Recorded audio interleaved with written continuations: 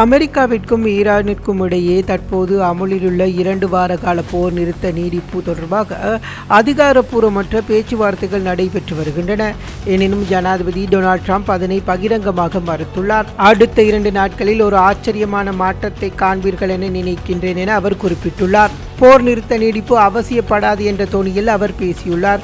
முன்னதாக தற்போதைய போர் நிறுத்தம் வரும் செவ்வாய்க்கிழமை முடிவடைந்தால் அதற்குள் ஒரு தீர்க்கமான முடிவை எட்ட அமெரிக்கா மற்றும் பாகிஸ்தான் தூதுக்குழு முயற்சி செய்து வருகின்றது.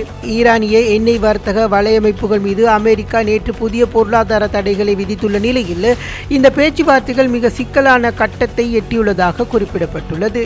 இதேவேளை ஹோர்முஸ் நீரிணையை அமெரிக்கா தனது கட்டுப்பாட்டிற்குள் கொண்டு வர முயன்றால் அங்கிருக்கும் அமெரிக்க போர்க்கப்பல்களை ஈரான் ஏவுகணைகள் மூலம் மூழ்கடிக்கும் என ஈரானிய உச்ச தலைவர் மொஜிதபா கொமீனின் இராணுவ ஆலோசகர் மெஹ்சான் ரைஸ் எச்சரித்துள்ளார். ஈரானால் ஹோர்முஸ் நீரிணையினூடாக மேற்கொள்ளப்படும் கப்பல் போக்குவரத்து முடக்கப்பட்டதை தொடர்ந்து அமெரிக்கா தற்போது அப்பகுதியில் கடற்படை முற்றுகையை அமுல்படுத்தி வருகின்றது.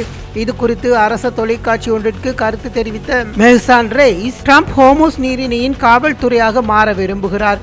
இது உண்மையிலே உங்களுக்கு வேலையா? அமெரிக்கா போன்ற ஒரு வலிமையான இராணுவத்தின் வேலை இதுதானா என கேள்வி எழுப்பியுள்ளார். அமெரிக்காவின் இந்த போர்க்கப்பல்கள் ஈரானின் முதல் ஏவுகணை தாக்குதலுக்கு மூழ்கடிக்கப்படும் என்றும் இவை அமெரிக்க இராணுவத்திற்கு பெரும் ஆபத்தை ஏற்படுத்தியுள்ளன என்று அவர் குறிப்பிட்டுள்ளார். அமெரிக்க கப்பல்கள் ஈரானின் ஏவுகணை இலக்குகள் மிக அருகில் இருப்பதாகவும் அவற்றை அழிக்கும் திறன் ஈரானிடம் இருப்பதாகவும் அவர் எச்சரித்துள்ளார்.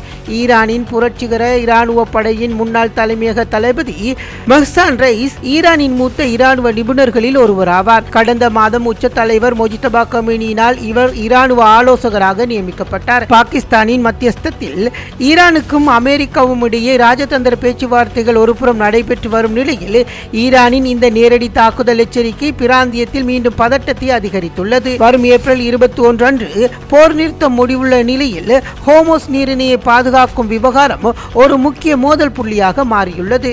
இதேவேளை ஹோர்முஸ் வலிமையான கப்பல் போக்குவரத்தை மீண்டும் கொண்டு வருவதற்கு நடவடிக்கை எடுக்குமாறு சீனா ஈரானிடம் உத்தியோகபூர்வமாக கோரிக்கை விடுத்துள்ளது.